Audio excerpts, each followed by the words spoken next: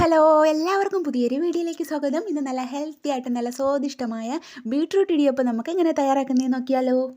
ഒരു medium size beetroot great ചെയ്ത് വെള്ളം ഒഴിച്ചൊന്ന് വേവിച്ചെടുത്തതിന് ശേഷം നമ്മൾ തണുത്തതിന് ശേഷം നന്നായിട്ട് പേസ്റ്റ് രൂപത്തിൽ നമ്മളിപ്പോൾ അരച്ചെടുത്തിട്ടുണ്ട്. കുറച്ച് മിക്സിയുടെ ജാറിൽ കുറച്ച് വെള്ളവും കൂടെ ഒഴിച്ച് നല്ല പേസ്റ്റ് രൂപത്തിൽ നമുക്ക് അതേപോലെയാണ് ഞാനിപ്പോൾ ഇവിടെ അരച്ചെടുത്തേക്കുന്നത്. ഇനി നമുക്ക് ഇതിലേക്ക് ആവശ്യത്തിന് വെള്ളം ഒഴിച്ചു കൊടുക്കാം. വെള്ളവും ഉപ്പും ഒരു നുള്ളു പഞ്ചസാരയും കുറച്ച് ഓയിലും കൂടെ ഞാൻ ഇതിലേക്ക് ചേർത്ത് കൊടുത്തിട്ടുണ്ട്. ഇപ്പോൾ 1 കപ്പ് മാവിന് 2 കപ്പ് അളവിൽ വെള്ളമാണ് നമ്മൾ എടുക്കേണ്ടത്. ആ രീതിയിലുള്ള കണക്കിന് ഇവിടെ വെള്ളം എടുത്തിട്ടുണ്ട്.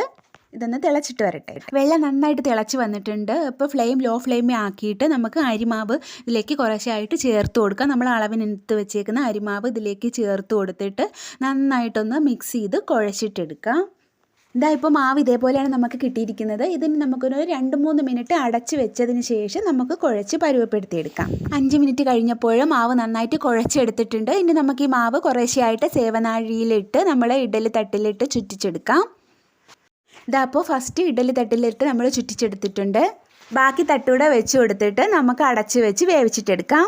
ഒരു 5 മിനിറ്റ് നമ്മൾ വേവിച്ചിട്ടെടുത്താലും മതി. അപ്പോൾ നമ്മളെ ടേസ്റ്റി ആയിട്ടുള്ള ഇടിയപ്പം ഇവിടെ റെഡി ആയിട്ടുണ്ട്. നല്ല ഹെൽത്തി ആയിട്ടുള്ള ഇടിയപ്പം റെഡി ആയിട്ടുണ്ട്. അപ്പോൾ നമ്മുടെ എല്ലാ വീടുകളിലും നമ്മൾ ഇടിയപ്പം ഉണ്ടാക്കുമ്പോൾ ലാസ്റ്റ് നമ്മൾ ഇതേപോലെ ആയിരിക്കുമല്ലോ ഉണ്ടാക്കുന്നത്. അപ്പോൾ ഈ വീഡിയോ ഇഷ്ടപ്പെട്ടെന്ന് വിചാരിക്കുന്നു. അപ്പോൾ അടുത്ത വീഡിയോയിലൂടെ വീണ്ടും കാണാം.